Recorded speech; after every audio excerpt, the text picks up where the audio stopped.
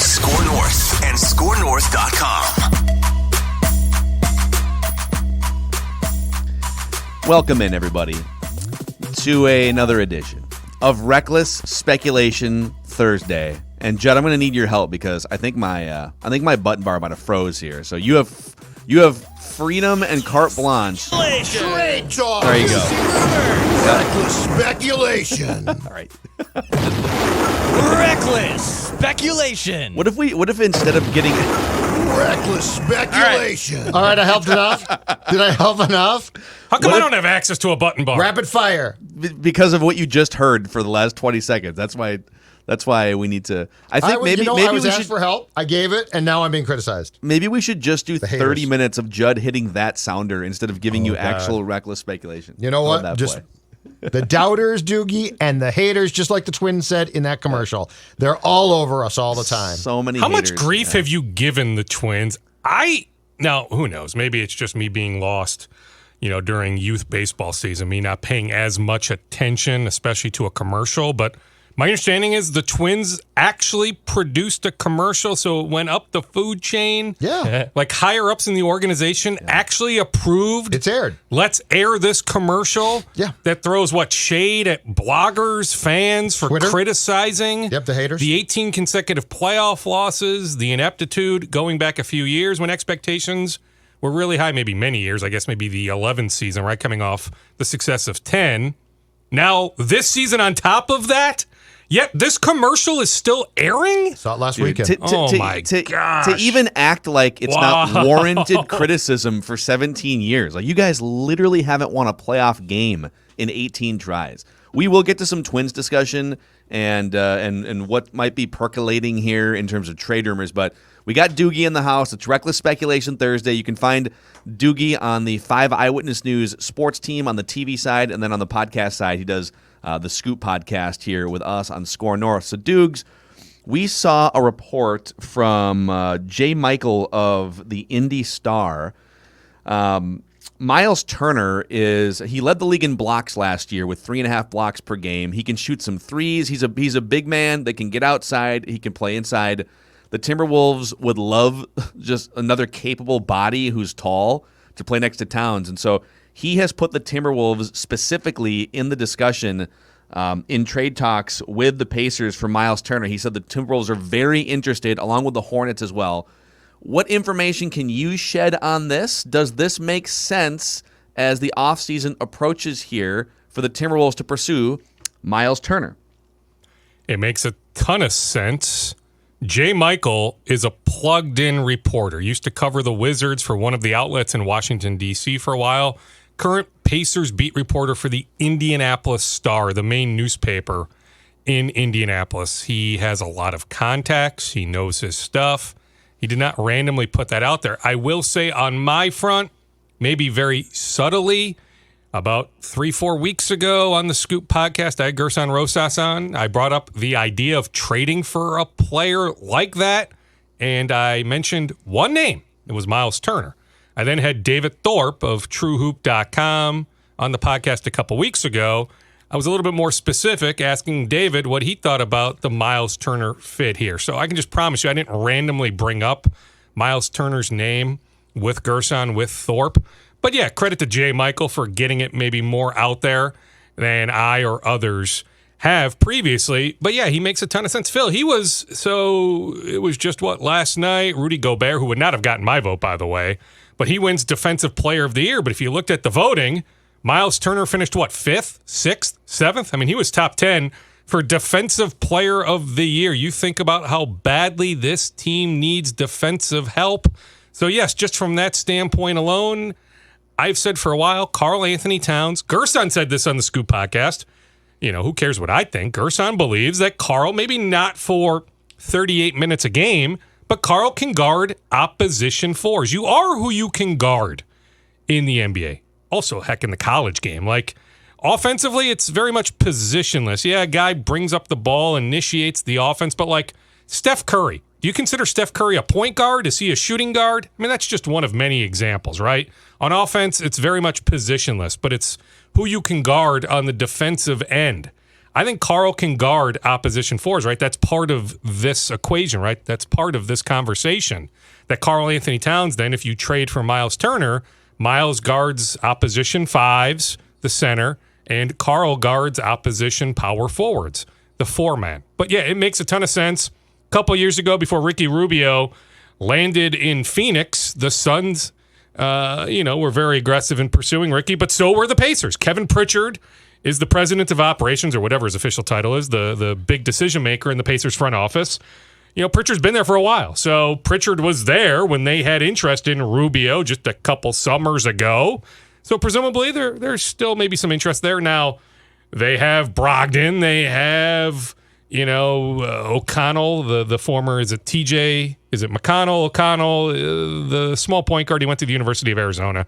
Good backup. Now, he might be an unrestricted free agent. I don't have the free agent names in front of me. But the Pacers, it's not like they have this glaring need at the point guard position. But I'm just saying, like, this front office, Pritchard specifically, has shown interest in the past in Rubio. Presumably, Rubio's salary to make the money work would need to be thrown in. But I don't know what else, the Wolves would have to give. Rubio for Turner is a heist, so you'd have to give up. You would have to give up something more. else. Indiana is not Rubio. doing Turner for Rubio. It would be Rubio plus whatever. I mean, J. Michael, you mentioned it, has the Hornets very interested.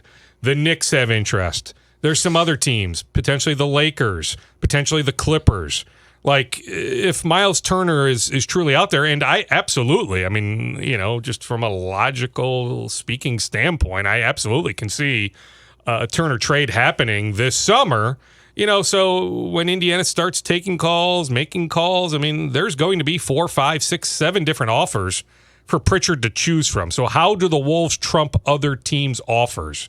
So yeah, you would have to add more than Rubio. So, Dukes, off that point, how active do you think that the Wolves are going to be in trying to make moves, in trying to change things? You think of guys like Okogie and Culver, who certainly don't have a lot of value but could be moved. How active do you expect Gerson to be in the coming months? Very active. Glenn Taylor told me this on the podcast. Gerson has told me this. Others in NBA circles have told me this. If you just look at the Wolves' salary cap situation, the more logical path to improving this roster is the trade route, not the free agency route. Now, if they end up with pick 4 or lower and that pick ends up with the Warriors, Gerson did say there is a potential path to them having the mid-level exception to sign a free agent, but it's not like it's a rich free agent class, although there are some guys that absolutely could help them. But yeah, for them to really improve this roster, it's going the trade route. So yeah, I fully expect them.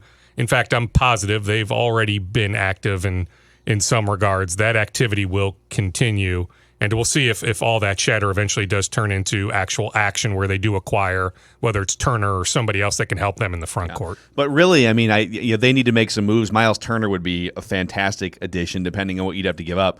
But really, Dukes, this whole thing hinges on the trio that you saw playing together down the stretch, right? The biggest hope for the Timberwolves to at least get into the play-in round, to have a chance to flirt with playoffs, is if Anthony Edwards takes a big step forward, and if Towns can stay healthy all year, and D'Lo, like if that nucleus can stay together and be healthy, and Ant Edwards sort of emerges as the main guy of the three, it's not that all the other moves are irrelevant, because you do need to fortify the roster, but if that doesn't come to fruition, then the rest is just window dressing, right? 100%. Now, if you want hope, can you make any parallel to the Wolves and the Phoenix Suns? Now, the Phoenix Suns make the great trade for Chris Paul. Yeah, who legitimately earned MVP votes. Like, he was that good this year. But you've got Cat, you've got D'Lo, you've got Edwards. Can you make any sort of parallel with DeAndre Ayton, with Devin Booker? Now, Mikal Bridges took a giant step forward this year. Jake Crowder was a nice free agent addition who the Wolves tried to sign, by the way. He chose Phoenix over Minnesota, but you look at Phoenix being up 2-0 here in the second round against Denver. I think they are going to go on and win that series. Not like I'm going out on a limb suggesting that. So it looks like the Phoenix Suns are going to the Western Conference Finals. Would that be the hope that maybe I don't think it's D'Lo, so maybe it would have to be Edwards taking that massive leap, and maybe it's 2 years from now, not next year. But But in some ways, Edwards can be that alpha, not quite Chris Paul alpha, but can be that alpha that can you make? And who knows? Tell me if I'm nuts. I mean, the three, you tell me. Like, that's an idiotic, like, what are you even bringing up that sort of analogy for? Like, you're a moron. Go ahead and say that if you want. But I'm just saying, if you're a Wolves fan and you're trying to cling to hope, something you've tried to do for so many years, can you potentially look at that Phoenix model and say, hey, look at how soon they turned things around. Look where they were just a year or two ago. That maybe that's the path that hey, a lot would have to go right, but hey, that path is an attainable goal. I will say, all right, I mean, it's such an apples to oranges comparison because Chris Paul is just like the nuclear addition. He's one of the greatest point guards of all time. I legitimately hope he stays healthy, and I hope they win the championship because I think his career deserves a championship on the resume. You're not going to add Chris Paul and the leadership and everything that he brings, but so I don't. The Suns are an interesting comp, but it's so hard with Chris Paul. I think the Hawks, like if you're looking for teams that have jumped into the playoff picture, that have made a little bit of noise, and they've done it without like a top 5 superstar in the league. The Jazz have good players, but nobody that you would consider a LeBron or a Durant. That's an interesting formula. Although Donovan was so good last game. He is. Donovan Mitchell. I love Donovan Mitchell. I really do. But don't you think, I mean, isn't the hope that Anthony Edwards can be what Donovan Mitchell is in like 2 or 3 years, that he can be that combo guard that can carry you in the second half of a playoff game at some point, right? I mean, that's the goal for Anthony Edwards. I mean, the shooting has to come a long way for him to make some of those three-point shots that Mitchell can. But in terms of attacking the hoop, getting to the free throw line, hyping up your team, being that sort of leader, yeah, I think that's realistic. I don't think that's out of the realm of possibilities for a ceiling for Anthony Edwards. Yeah. So, but I'm telling you, the shooting needs a lot of work. Shot selection needs a lot of work. But hey, he didn't even turn 20 for another 2 months, right? Like, he's still a teenager. It's okay to give him a little bit of time. Well, at what point in time, too, would you get the vet like a Paul type of addition? Because you've got to be pretty sure that you're prepared to pop at that point as well. So like, you've got to have D'Lo and Cat and Ant to a point where you feel that your team can actually make a run. Because I mean, what makes Paul so effective here is it's like the last chip that the Suns put in, and bam, it works. And remember how good they were in the bubble.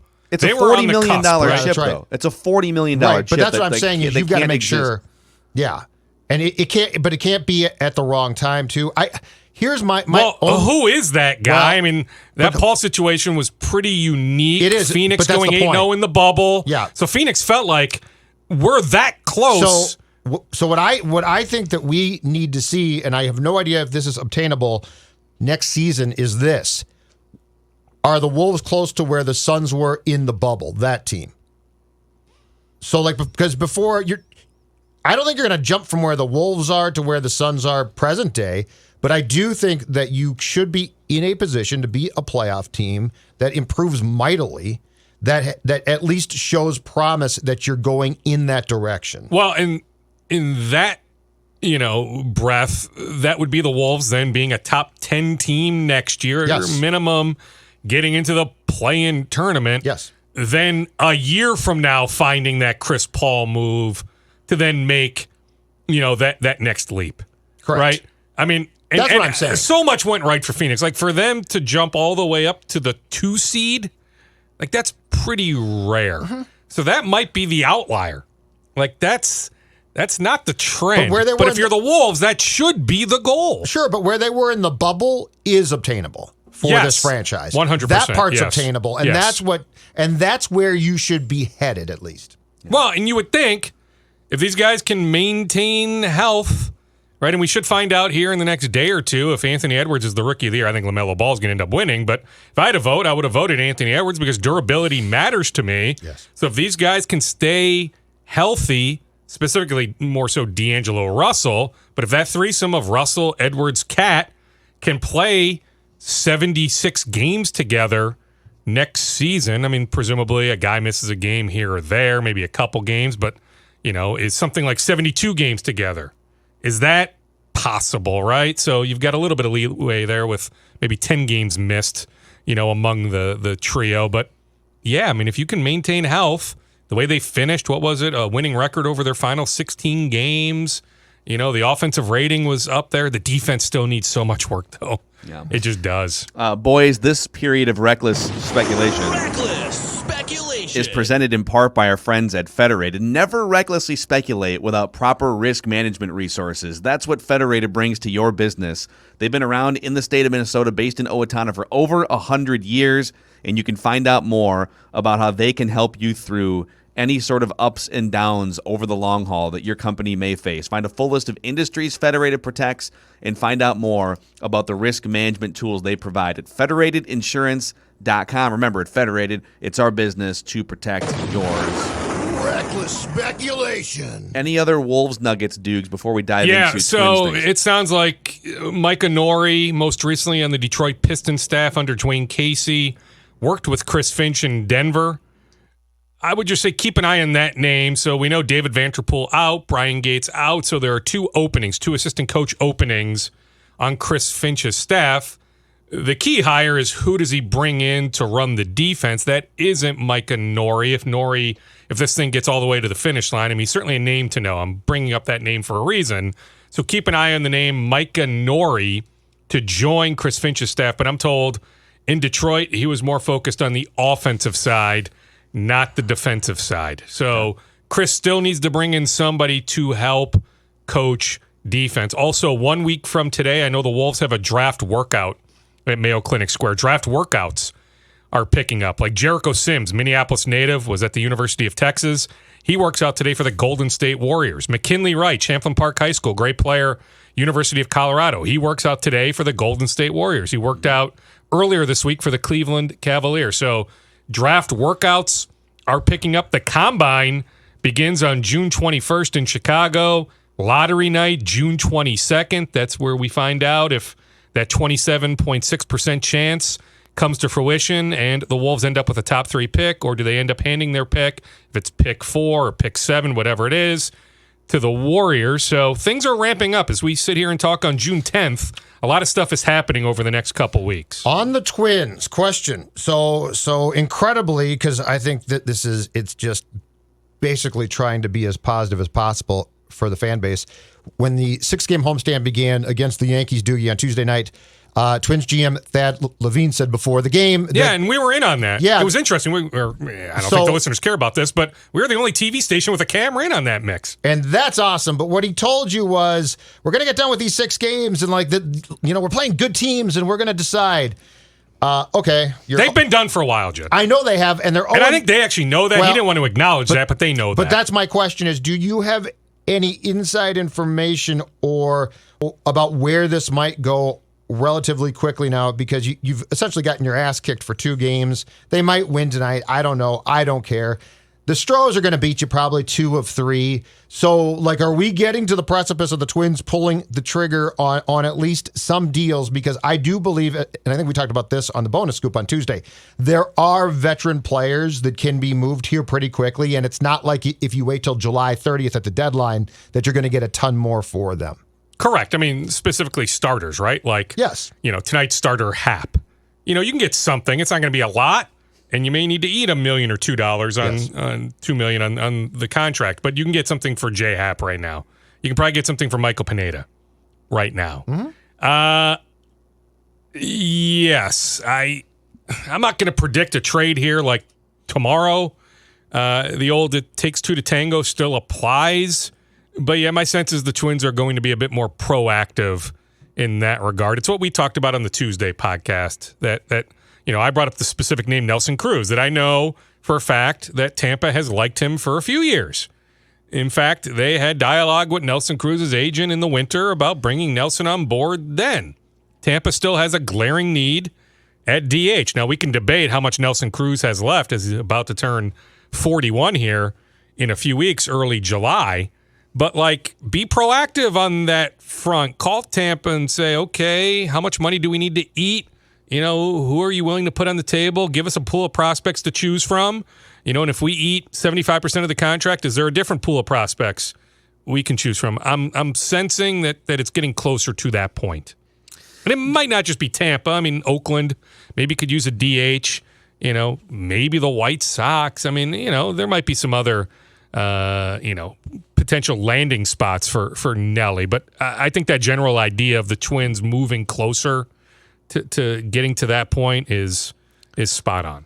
Doogie, you've been reporting for a couple of years now. The Twins like to offer, let's call them what they are, team-friendly sort of lowball deals to some of their good young players. Polanco and Kepler said and yes it's worked, to the contracts. Right? Yeah, Phil, it worked, right? So Dobnak. Why not?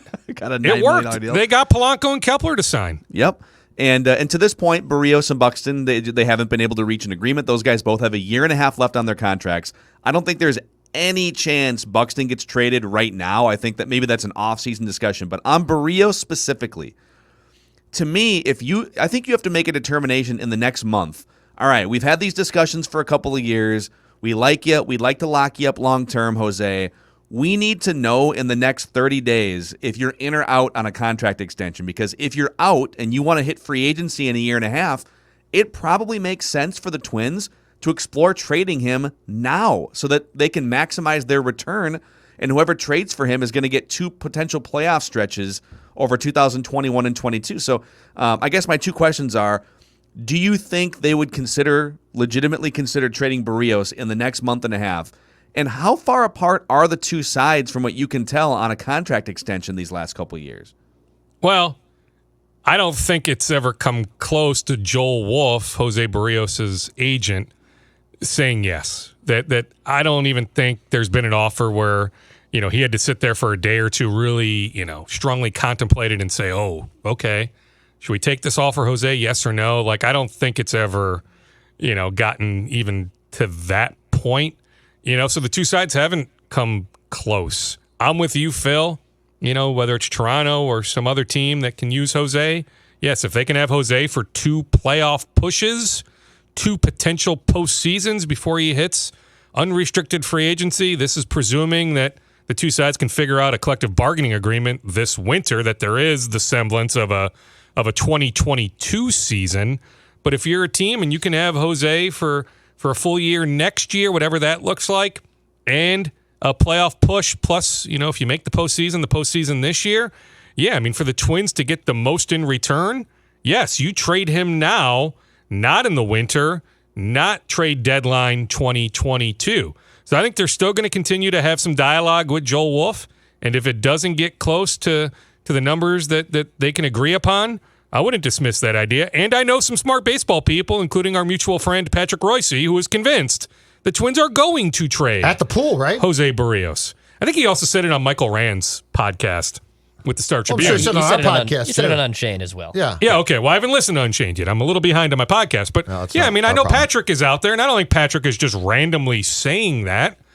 I mean, the man does talk to people. He has some contacts, so I would not dismiss the possibility. But as we sit here on June 10th, do I have like this incredible Berrios trade steam?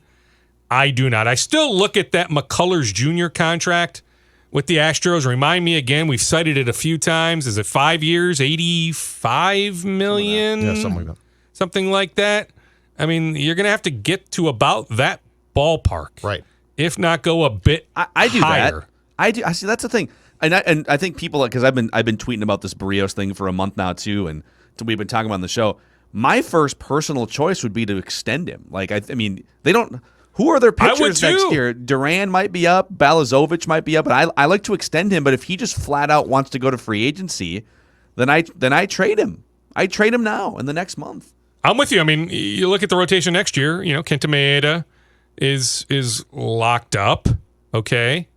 I mean, is Dobnak in the rotation next year? Okay, Shoemaker free agent, Happ free agent, Pineda free agent. I would have interest in retaining Pineda, but you're not guaranteed to retain him. So yeah, Balazovic, however you say his last name, he's now at AA. He's back healthy. I mean, I think it's realistic to think he'll be in the rotation. Duran should be next year. Duran probably right in that mix. Yep. Is it Winder or Winder? Josh, is it Winder or Winder? Phil, do you know? I don't know. He's at AA Wichita. I should know the pronunciations. It's one of the two. He's been performing well. for that Wichita team. So he's a guy that's at least going to be in the mix. But yeah, you start thinking about the 2022 rotation. There are a bunch of question marks, right? So I'm with you, Phil. My first goal would be to extend Berrios. But are you willing to go higher than Houston went on McCullers? I mean, that to me is the question. I don't see Jose accepting less than that. That's because I think you got to pick one of them. I don't think you can afford to keep both of them. So I think you've got to make your decision, Berrios or Buxton.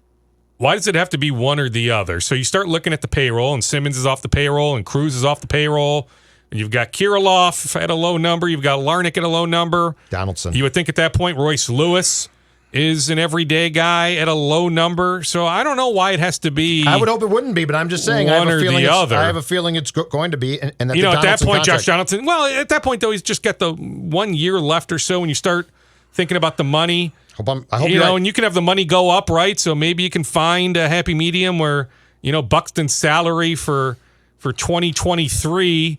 Isn't significant, where it keeps rising. And at that point, then 2024, Donaldson is off the payroll, right? It was a 4-year deal, yeah. 20, 21, 22, 23. Option. Yeah, well, okay. Well, it's not a player option, right? Is it a triggered option? I don't think it's an outright player option, but more than likely you've got some payroll flexibility when looking at that 2024 payroll, where I'm just saying I don't think it has to be one or the other. I get where you're coming from, and they're going to have to pay Buck, by the way. Well, they're going to have to pay him, right? I mean, they've tried. What I'm saying, yeah. I mean, they've offered him a contract with multiple team options. He's not signing a contract with multiple team options. So, I mean, that's the thing, right? Like, what's the right contract? I mean, Phil, you brought this up 2 months ago, the George Springer contract, right? All it takes is one team. Mm-hmm. Springer at 31 years old, what does he get from the Blue Jays? 6 years, $150 million? Yeah, I mean, if you're Buxton hitting unrestricted free agency at 29 years old, here's why you're getting that, aren't you, in all likelihood? Here's why you almost have to pay him. He's so influential for winning. So Nash Walker from Twins Daily posted this yesterday. Since 2019, the Twins are 97-53 when Byron Buxton plays, and they are 64-68 when he doesn't. Think about that. He influences better pitching performances. The lineup is better. Pitchers have to treat him differently when he's on the base paths. Like his effect on a game, and I get that he's only playing like 50% of the games, correct, and that's a problem. But I would overpay for those 50% of games and just cross my fingers that he can play 80% at some point. I just think he's so influential. You almost have no choice if you want to keep this thing on the tracks. I'm with you. He's still top 5. Now, Ohtani is the overwhelming favorite to be American League MVP. But if you look at the MVP odds, go to Vegas Insider, go to any betting website, Buxton is still top 5 for MVP odds. I'm with you, Phil. I would do everything to keep Buck. I'm okay paying him really good money for his ages 29, 30, 31, 32 seasons. Now, is he seeking a 7 or 8 year deal? Yes. Okay, that then becomes a slippery slope, right? I don't know if I can go that high. I don't even know if I can go to 6 years, but can you pay him a ton of money in a 5-year deal that makes it worth his while? He's going to want to be paid like he doesn't get hurt, and Berrios is going to want to be paid akin to an ace. Yes. Yeah, I mean, I agree. Yeah, I mean, I have every reason to agree to. But I'm just saying, I think they're going to balk at one of those two. Yeah. I'm just telling you. I mean, but here's the thing. Probably. Yes, I get it. I'm just saying, me personally. No, I know, I'm with you. And I'm trying to spell this all out, that they would have some payroll flexibility. And I'd like to see it too. And Phil, remind me, when does the Bally Sports North TV deal wrap up? I thought it's in the next. I believe it's 23. I think it's 20. I think it's I after believe it's 23. in the next. Yeah, I mean, well, who knows with everything going on right now, but you should be able to make more on an annual basis with your local TV contract, right? With that next contract than you currently make. Yeah. I'm just saying there's reasons to believe they can afford both. Yeah.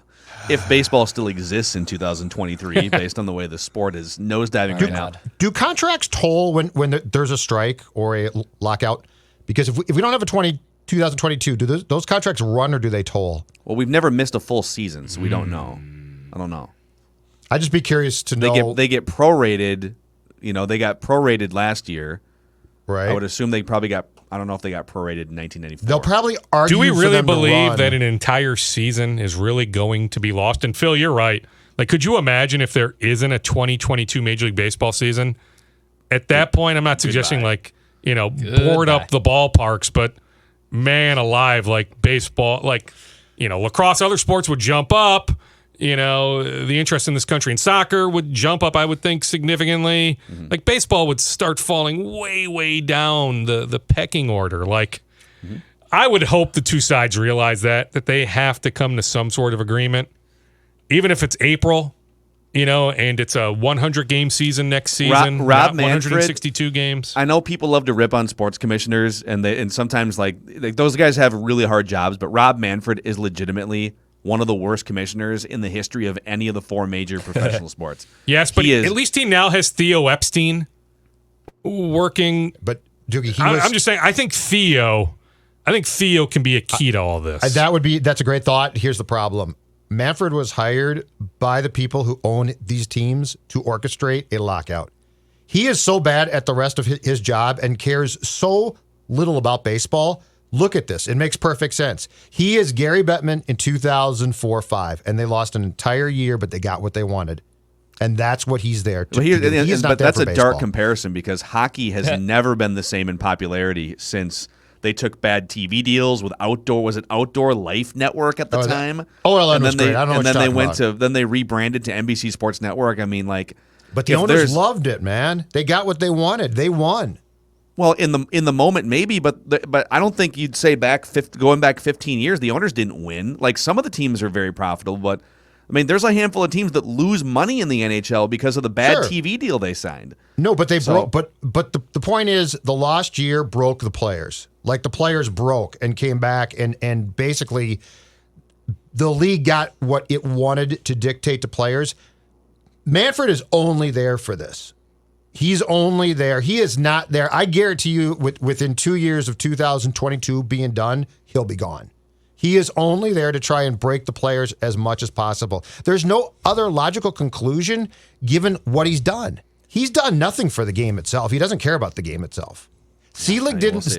Seelig, at the end of the day, after '94, didn't have the intestinal fortitude to go through that again. And the owner said, we need somebody who will. Well, if the goal is to break the players, then they will break the sport if that happens this offseason. So, Dukes, do you have any rapid-fire scoops to close with? Well, NBA Draft Combine invites have gone out. So Matthew Hurt of Rochester, McKinley Wright will be at the Combine. Jericho Sims will be at the Combine. Now, Sims hired an agent that has NCAA certification. So if Jericho wants to, he can go back and play in college. I need to check on McKinley. McKinley signed with Octagon. Maybe the agent he's with at Octagon also has that NCAA certification if he wants to maintain college eligibility. Matthew Hurt certainly is all in on the NBA. He is not going back to Duke for a third year. Jalen Suggs will be there. Jalen Suggs will only interview. He's not going to play in games in Chicago. Jalen right now is training out in California. I was on a Zoom call with Jalen yesterday. He handed Chet Holmgren the Gatorade National Player of the Year Award. Chet Holmgren, Minnehaha Academy, now in the same breath as Kobe Bryant, as LeBron James, as you've got Ben Simmons, Karl Anthony Towns, Jason Tatum, like the list of players over the years that have won that Gatorade National Player of the Year Award. I mean, that is just off the charts. I mean, among many, accolades for the Minnehaha Academy superstar who's on his way to Gonzaga. But, I mean, this one might be the best of the best. So congratulations to Chet Holmgren on that. On the Wild, so Judd had me go down a rabbit hole on something the other day. Let's just say the Zach Parise talker is not going away anytime soon. I still stand by that ultimately he would love to be bought out. That is the end to all this that he is seeking. Will Billy buy him out?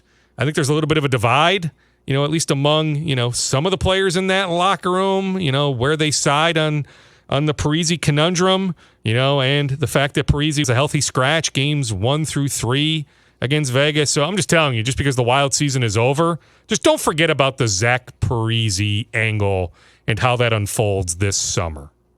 Great stuff, as always. Reckless speculation. Inside and on the Vikings, I mean, Phil, I don't know if Daniil will be there next week or not. I did mention on Tuesday with Judd that I got a text that morning from somebody that he knows Daniil, he knows LSU folks, he knows things. He suggested he doesn't foresee Daniil being there next week, but I don't know. I don't know if Daniil's going to be there on the field on Tuesday or not. If he's not there, the fine money is approximately $94,000. He's already sacrificing a $100,000 workout bonus. So I guess if you're sacrificing that, is a $93,000 fine that big of a deal as you make your stance? Hey, I want more money, which I still think, call me nuts, but I still think with this regime's history of taking care of their own, right? Kendricks and Barr and Harry and Thielen and Rudolph way back and any number of other examples, Dalvin, that eventually they give Daniil some sort of raise, but not quite that Joey Bosa money, that Joey Bosa contract. That's the ultimate outlier when it comes to pass rushers. Daniil Hunter is not getting up to that Joey Bosa number. Yeah, that's inside information about your favorite Minnesota sports teams. Darren Doogie Wolfson from 5 Eyewitness News and the Scoop podcast. Doogs, have a great weekend. We'll see you early next week, sir. Absolutely. Thanks, and Doogs. I was texting with somebody that's in the know on the John Anderson, Mark Coyle, brouhaha. We should have some closure one way or another here pretty quick. That John Anderson is looking for Mark to switch some of the language in the multi-year contract he has on the table for John. So we should have some closure one way or another. Will Mark alter the language in that offer? If he does, John will sign. He'll be back for a 41st year next year as Gophers baseball coach. If Mark doesn't change the language in that contract, it would not shock me if John then decides to walk away. Name to keep an eye on. I got a college baseball scoop for you guys. All right, this is my own college baseball reckless speculation. Reckless speculation. This is just, again, I'm not reporting this, but something that might make sense if John Anderson is no longer the Gopher baseball coach. Tracy Smith rose to prominence, leading Indiana into, I think he led him into a super regional. They developed some good pitching like 6 or 7 years ago. And then Tracy Smith parlayed the Indiana job into Arizona State, which is one of the top 20 college baseball jobs in the country. They would have been so good last year, by the way, if things didn't get shut down with Torkelson. They had some other high draft picks. Like that coach, I didn't even know his name, Phil, and I saw he got fired the other day. But Tracy Smith, he got screwed. Like Arizona State could have legitimately won the College World Series last year. Yeah, and he's and they have a high bar. Actually, it sounds like Willie Bloomquist is going to take over for Tracy Smith. But Tracy Smith, big personality. He's had success in the Big Ten, and he's available now. So something to watch. That's just my own. Absolutely. My own That makes, if John walks away, some program is going to make a phenomenal hire hiring that guy. Mm-hmm. Also, the local angle on that, Will Rogers, really good player from Mounds View, catcher, also does some pitching. Mounds View just qualified for the state tournament, so they have a chance here next week to win a state baseball championship. Will Rogers is an Arizona commit. Right on. All right, Doogie. Good stuff, man. Okay, see you boys. Bye. See you guys. You guys come for the Timberwolves trade rumors, and by the end, we're just hitting you with college baseball inside information. Baseball. Willie Bloomquist, your guy. Are you not entertained? Are you not entertained? I have not heard Willie Bloomquist. Yeah, me neither. I had Willie Bloomquist on a podcast about 4 or 5 years ago. I remember that, yeah. Willie 43, Bloomquist. Last was in the Bigs in 2015. Okay, yeah. He is an old school dude, man. Like, bet. does not believe I think the Hoosiers, in analytics.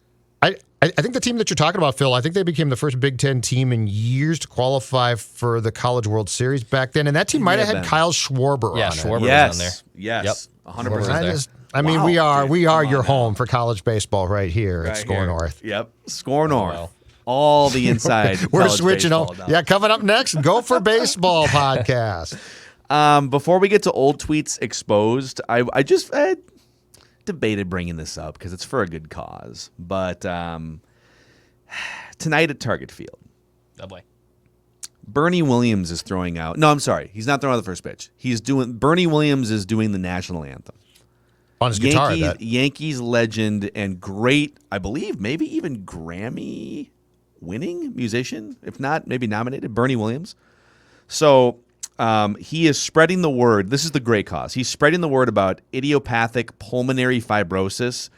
He lost his father to IPF, and he's trying to raise awareness and money to fight IPF. It's all for an amazing cause. I know Doogie sat down with him for a 5 Eyewitness News interview. And absolutely, Yeah, come on. let's spread the word about Rip the Band-Aid off. Rip the Band-Aid off. Stop. Do we need a Yankees legend who dominated the Twins in the 03-04 playoffs to start this streak of playoff utility? Do we need him to be doing the national anthem? Can we not just promote? Can we promote this cause? Can we draw a line, is what I'm saying. Can we draw a line? Leading us in the seventh inning stretch, please welcome the captain, Derek Jeter. Jeter, take me out to the ball game. Let me kick the Twins' ass. Is this what's going to happen? The Yankees are bored with actually beating the Twins. Now they're just going to troll the Twins. They're going to bring all their charitable causes and say, listen, Jeter... You're going to get Jeter in. Mariano's got a couple charities he wants to shine the light on. You mind if I throw out the first pitch? I'm just, am I being callous? Please remain standing for God Bless America and welcome Yankee legend Jorge Posada to Target Field. God bless America. Now, no, it's hilarious. Number 2. Here he comes, Alfonso Soriano. Oh, God. No, you're not being... Andy Pettit, followed by Roger Clemens. Oh, my God. And know, raising the flag today is Robinson Cano. Yeah, exactly. Yeah, we forgot. The new era, the 2010 Yankees. God, dude. Why are we always in this town inviting our exes back?